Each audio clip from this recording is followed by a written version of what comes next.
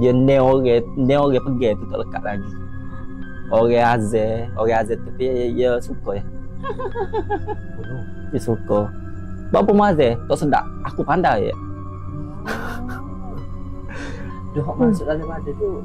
Hok duduk situ lah. Duduk situ rasa. Sebab kalau lepas dia duduk ke bukit tu guna tu. Kadang-kadang Kalau terlepas dia tu dia Kalau macam tu terlepas dia tunjuk budak nak pergi guna tubuh. oh, nak jadi guna. Itulah. Ustaz hok luar mari tak boleh. Ustaz. Hello lah telefon dia ambil gapo. Moga masa tu lain telefon dalam tu memang tak ada kan. Ya. Telefon tak boleh. Pada kat tu dia ambil pergi royak ke mak ayah dia mari. Memang dia tak khabar tu lah. Duk tepi Ni okey. ni orang tu buat 5 orang tu dia tepi sekali pesel.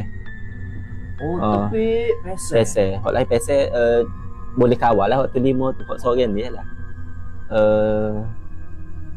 Masa tu dia ada hok seorang 3-5 ni dia pandai lah juga. Oh, dia budak. Student ketua pelajar masa tu. Kata 5 dia ada azal baca ayat kursi gapo ngaji gapo. Si hok kena ni dia suka lah. Allah. Orang baca ayat kursi ikut. Ish.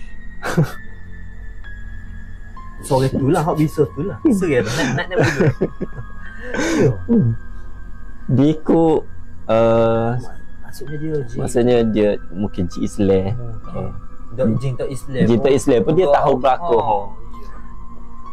Cuma dia itulah. Baca macam mana perasaan masa tu? Takut. Aku duduk tengok. Berani gitu. Aku duduk tengok dari jauh je lah. Kau jatuh beres. Jatuh beres tak ada gapo belaka. Lepas tu akhirnya diselesaikan macam mana? Telefon ke ustaz. Ustaz sekolah tu sendiri, sekolah aku sendiri tu. Mari. Cuma dia dapat detect benda tu duduk kat mana. Tapi tak boleh nak setus. Ustaz daripada Kuala Mudi. Dia dapat detect tapi tak boleh nak setus. Sebab benda tu duduk dekat Kemaluan. Ada ustaz tak nak pergi situ dah.